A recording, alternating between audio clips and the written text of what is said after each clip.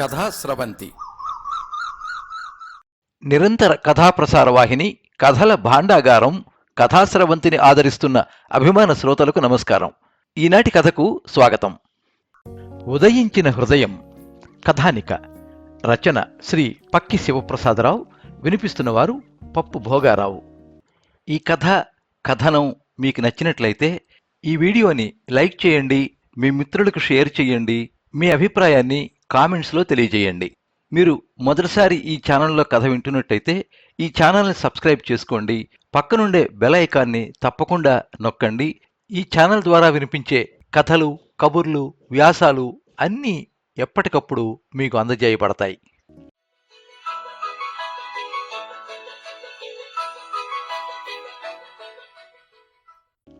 సముద్రం మీదుగా ఉదయిస్తున్న సూర్యుడిని చూసే అదృష్టం ఇన్నాళ్లకు కలిగినందుకు నాకెంతో చెప్పలేనంత ఆనందంగా ఉంది.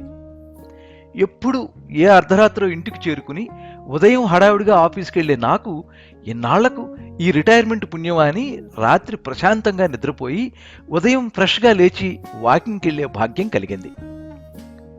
నేను రిటైర్ అయిన మరుసటి రోజు ఉదయం 5 గంటలకే లేచి కాలకృత్యాలు తీర్చుకుని మా ఆవిడ్ని తీసుకుని కారులో బయలుదేరాను. ఉదయమే ఎక్కడికండి, నా పూజ ఇంకా పూర్తి కాలేదు, బోలెడు పనులున్నాయి అంటోంది ఆవిడ. కారు బీచ్ దగ్గర పార్క్ చేసి నడక ప్రారంభించాం. ఉత్సాహం అంతా అక్కడే ఉన్నట్టు ఎందరో చిన్న పెద్ద చకచకా నడుస్తున్నారు. వెలుగు రేఖలు విచ్చుకుంటున్నాయి. సముద్రం వెనక ఆకాశం లేత సింధూర వర్ణంలో వింత కాంతులు వెదజల్లుతోంది. కెరటాలు ఎవరి రాక కోసమో విత్తున ఎగిసి పడుతున్నాయి.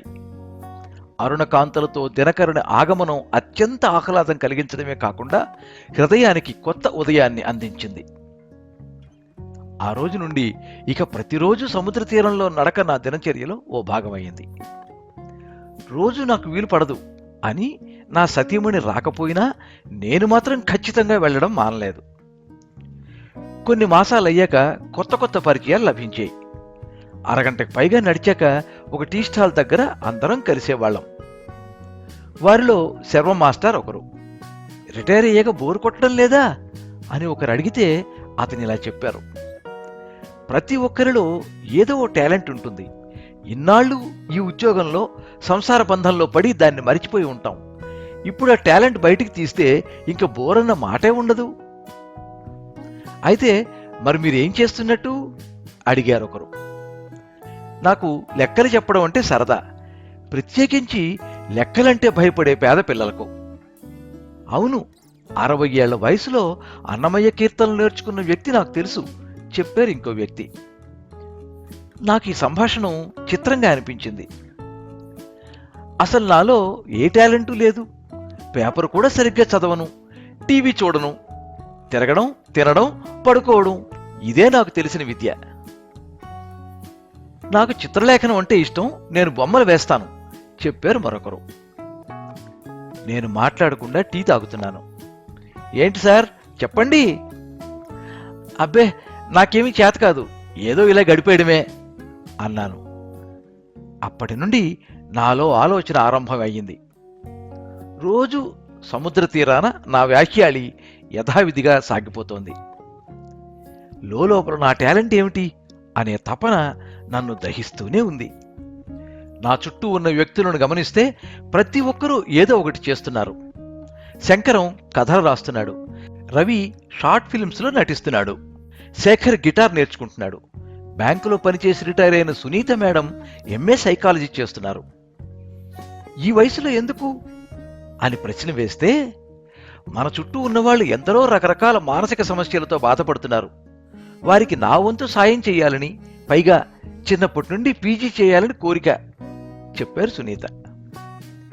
నా ఆలోచన పరిధి మరింత విస్తృతం అయ్యింది. రోజు నా దినచర్య అలాగే సాగిపోతోంది. ఉదయించే సూర్యుడిని చూడకపోతే ఏదో దిగులుగా ఉంటుంది. ఆ రోజంతా ఏదో కోల్పోయినంత వెలితిగా అనిపిస్తుంది. ఎప్పట్లాగే ఆ రోజు ఉదయం 5 గంటలకు లేచాను. కానీ బయట వర్షం పడుతోంది. ఈరోజు కూడా వెళ్తారా ఏంటి, హాయిగా కూర్చోండి అంది మా ఆవిడ వేడి టీ అందిస్తూ. చిన్నగా నవ్వి ఊరుకున్నాను. కానీ టీ తాగడం పూర్తయ్యాక సెల్లార్లోకి వెళ్లారు. వర్షం గట్టిగా కురుస్తోంది. మా అపార్ట్మెంట్లో ఏసీటీఓ గారున్నారు. ఆయన ఆఫీస్ జీపులో పనివాళ్లు సామాను సర్దుతున్నారు. ఏదో క్యాంపు కాబోలు. తర్వాత తెలిసింది, ఆశ్రమంలో అనాథ బాలలకు అతని పుట్టినరోజు సందర్భంగా అల్పాహారంతో పాటు బట్టలు పంచిపెడుతున్నారు అని. కారులో ఫ్యామిలీ, ఆ వెనక జీపు బయలుదేరాయి. అయ్యగారికి పేదలంటే ప్రేమ అంటోంది పని మనిషి. లంచాల సొమ్ము కొంత అయినా ఇలా పంచని అన్నారెవరో. ఆ మాట ఇరిగేషన్ డిపార్ట్మెంట్లో ఇంజనీర్గా రిటైర్ అయిన నాకు ఎక్కడో తగిలింది. ఆ రోజంతా ఆగని వర్షంలా నాలో ఆలోచనలు ఆగకుండా వర్షిస్తూనే ఉన్నాయి. నా 2 కుమార్తెలకు భారీగా ఖర్చు పెట్టి అంత పెద్ద సంబంధాలు ఎలా చేశానో అందరికీ తెలుసు. నా సంపాదనకు అంతులేదు, అర్థం కూడా లేదు. మనసు భారంగా తయారైంది.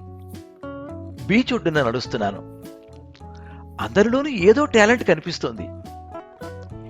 ఏ టాలెంటు లేనివాణ్ణి నేనే. నా దగ్గర ఉన్నదేంటో నాకు తెలుసు, అందరికీ తెలుసు. గోపాల్, నువ్వేనా? నాకు ఎదురుగా వచ్చిన ఓ స్త్రీ ఆశ్చర్యంగా అడిగింది. నువ్వు సునందవి కదూ? గుర్తుపట్టి అడిగాను. అవును, నేనే. చాలా కాలానికి కలిశాం అన్నాను ఉద్వేగంగా. నువ్వు రిటైర్ అయ్యావని తెలిసింది. నిన్ను కలవాలనుకుంటున్నాను, నువ్వే కనిపించావు అంది సునంద. రా, అలా కూర్చుని మాట్లాడుకుందాం. దగ్గరలో కనిపిస్తున్న క్యాంటీన్ వైపు నడిచాం. మేమిద్దరం ఇంటర్లో క్లాస్మేట్స్. తాను మెడిసిన్కి వెళ్ళింది, నేను ఇంజనీరింగ్కి వెళ్ళిపోయాను. ఇద్దరికీ ఒకరంటే ఒకరు ఇష్టమే అయినా పెద్దలను ఎదిరించి వర్ణాంతర వివాహం చేసుకునే ధైర్యం లేక అలాగే మిగిలిపోయాం. సునంద తండ్రి ఇన్కమ్ ట్యాక్స్ ఆఫీసర్, నిజాయితీకి మారుపేరు. శ్రీకాకుళంలో ఆయన పేరు తెలియని వారు లేరు. ఆ రోజుల్లో ఆయన ఓ వృద్ధాశ్రమాన్ని నిర్మించారు. ఎలా ఉన్నావు అడిగాను. నాగావళి నదీ తీరంలో పేదల కోసం ఒక ఆసుపత్రి నిర్మిస్తున్నాను. ఇంజనీర్గా నీ సహాయ సహకారాలు కావాలి. తప్పకుండా, వెంటనే చెప్పాను. ఎటువంటి ప్రతిఫలాపేక్ష లేకుండా చెయ్యాలి సుమా. అలాగే సునందా. ఆ తర్వాత చాలాసేపు మాట్లాడుకున్నాం. అప్పుడే తూర్పున తొలి రేఖలు విచ్చుకుంటున్నాయి. ఉదయం నన్ను కదిలిస్తోంది, నా హృదయం ఉదయిస్తోంది. శ్రీకాకుళంలో నాగావళి నదీ తీరంలో నిర్మాణం చకచకా సాగుతోంది. నేను అక్కడే ఉంటూ అన్ని పనులు చూసుకుంటున్నాను. నాలో ఇంత ఉత్సాహం ఉందా? నాకే ఆశ్చర్యంగా ఉంది. నదీ తీరంలో నాకు సూర్యోదయం చూసే అవకాశం లేదు. అస్తమయం చూడొచ్చు, కానీ నాకెందుకు ఇష్టం లేదు. సునంద విదేశాలు వెళుతూ ఆసుపత్రి ఓపెనింగ్ డేట్ అనౌన్స్ చేస్తూ, గోపాల్, అంతా నీ చేతుల్లో ఉంది అంది. నువ్వు వచ్చేసరికి అంతా రెడీగా ఉంటుంది హామీ ఇచ్చాను. ఏడాది దాటుతోంది, అంతా పూర్తిగా వస్తోంది. సునంద దగ్గర నుంచి మెసేజ్లు వస్తున్నాయి. రిటైర్మెంట్ కాలక్షేపం బాగానే ఉంది, కానీ తర్వాత ఏం చేయాలి? అనుకున్న తేదీకి ప్రారంభోత్సవం నిర్ణయమైంది. నేను విశాఖపట్నం వచ్చేశాను. ఎన్నాళ్లుగానూ ఎదురు చూస్తున్న నా సముద్ర తీరానికి వెళ్ళాను. మబ్బులు దట్టంగా ఉన్నాయి. ఉషోదయం చూసే భాగ్యం కలగలేదు. దిగాలుగా అనిపించింది. రాత్రి పడుకునే ముందు మెసేజ్ వచ్చింది. ఏమండి, ఈ ఆదివారం ఓపెనింగ్కి మీరు శ్రీకాకుళం వెళ్ళాలి కదా, గుర్తు చేసింది మా ఆవిడ. లేదు, మనం వెళ్ళడం లేదు. అదేంటి?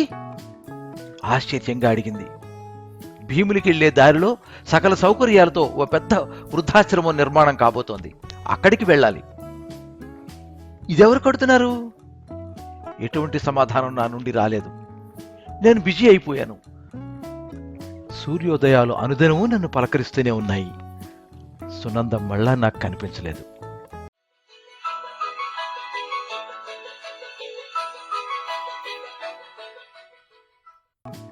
మీరింతవరకు ఉదయించిన హృదయం కథానిక విన్నారు. రచన శ్రీ పక్కి శివప్రసాదరావు. వినిపించిన వారు పప్పు భోగారావు. ఎప్పుడు మీ అభిమానాన్ని కోరుకునే పప్పు భోగారావు. సర్వే జనాః సుఖినో భవంతు. కథా స్రవంతి